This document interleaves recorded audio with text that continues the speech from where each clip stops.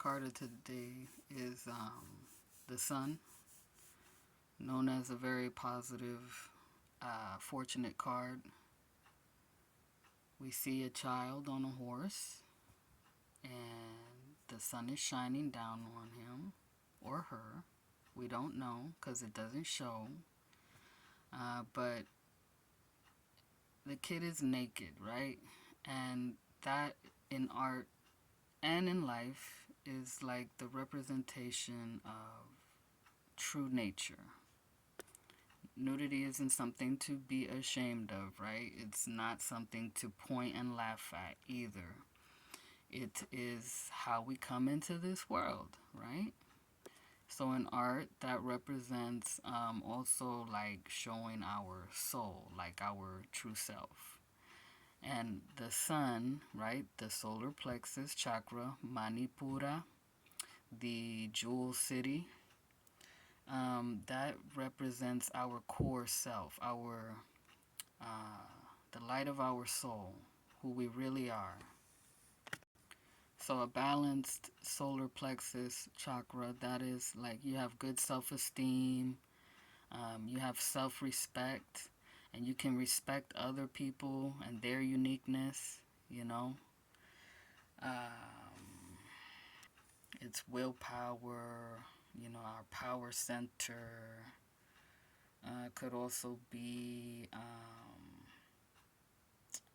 like your inner strength, being responsible, being reliable, optimistic, positive, right?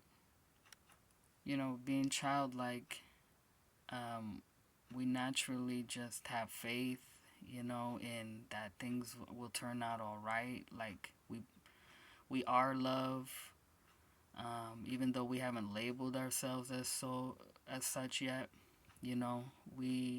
We just are that. We act that way. We expect it. We see it, in others and in the world around us. So this is, your core self or your personality. So, all of this red, they do talk about in yoga, right? Like you see this little feather that's coming out of his crown chakra. That is like when we are enlightened, right? To who we really are, our truth. So it's the feminine energy rising to meet the masculine energy, and this creates bliss. So Shakti, Shiva,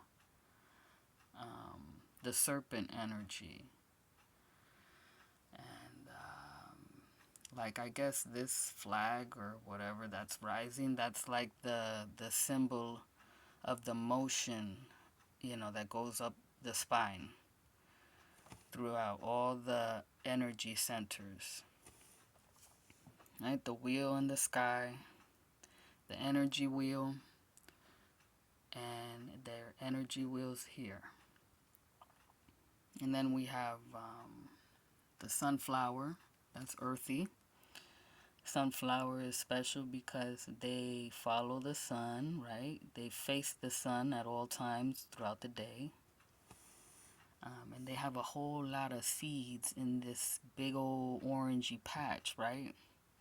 So there we go again with that sexual energy, the second chakra.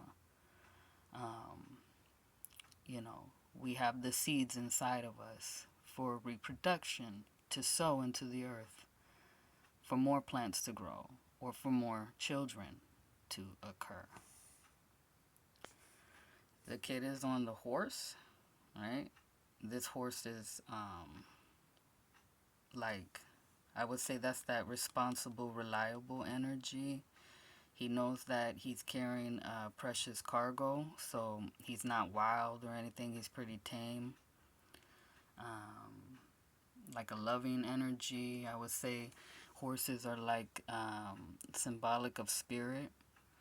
And I once heard a lady she shared with me that in the Muslim culture, they see horses as the physical expression of the breath of God, the breath of Allah, right? Which I think is a very nice way to see them, right? That's a beautiful expression. The breath of God whew, running on the earth, freedom. What else? Oh, they got four legs, right? And four is about foundations and stability. So, very sturdy animal. They are a symbol of travel and connection because, they make it possible for easier travel, faster travel to get from let's say, one community to the next. So they help to unite people. And they still do to this day. Got the blue in the sky, the protective energy, Archangel Michael, or whatever authority figure that you trust, right? That take care of the child in you. The higher realms, the angels. God, him or herself. Mother and Father God. And this is the God child. So I'm not sure what this stuff is in the background. They look like steps, concrete or stone. Considering how old this deck is. It was back in the 1900s, so it's probably made of stone. So that's also solidity, strong foundations. And you see like the striping, right? That's the yin yang energy, the black and white. The mother and father, the male, the female. We have it within us, both of them. So I guess the steps might represent like the child's first steps or how they will progress through life, It's not that we are not this, or that we have to come to be this. We are already this true self. And what happens throughout life is that we end up getting covered up, right? We cover ourselves up with clothes and titles and things like that. And then we go back, right? The cycles. We want to go back to the first mind, the first identity, true identity. Sat Nam, that's Sanskrit for true identity. So it's, again, uncovering all the layers that we put upon ourselves to reveal, as the sun reveals, the true self. So, innocence, playfulness, a yes. You can see the sun's face is like, it's neutral, right? It ain't looking mad. It ain't looking happy. It's just like, I am, right? I am, here I am. And, you want me or you don't, I am here, right? You want me to shine on you or not, I still do it. So also the blue, water, right? Yes, this is the sky, but I feel like, the balancing of the heat and the coolness is important. Yep, and the kids' arms are wide open, so open heart. You know how kids are, they are not hunched over. They don't have that, like they don't trust or anything. They haven't learned that yet, right? They're open and trusting, So this could be like, asking you to uncover that part of yourself again and receive. Receive with open arms. Even if you're not actually receiving anything, you are that, right? You are that.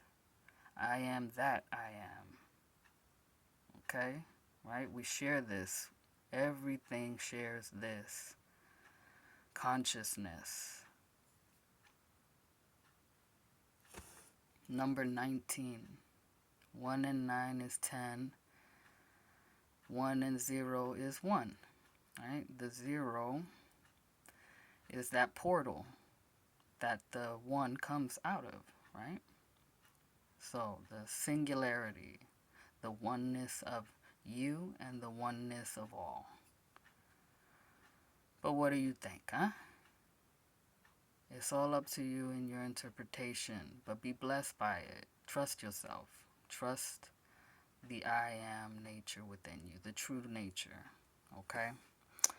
So I thank you for listening, and you have a blessed day.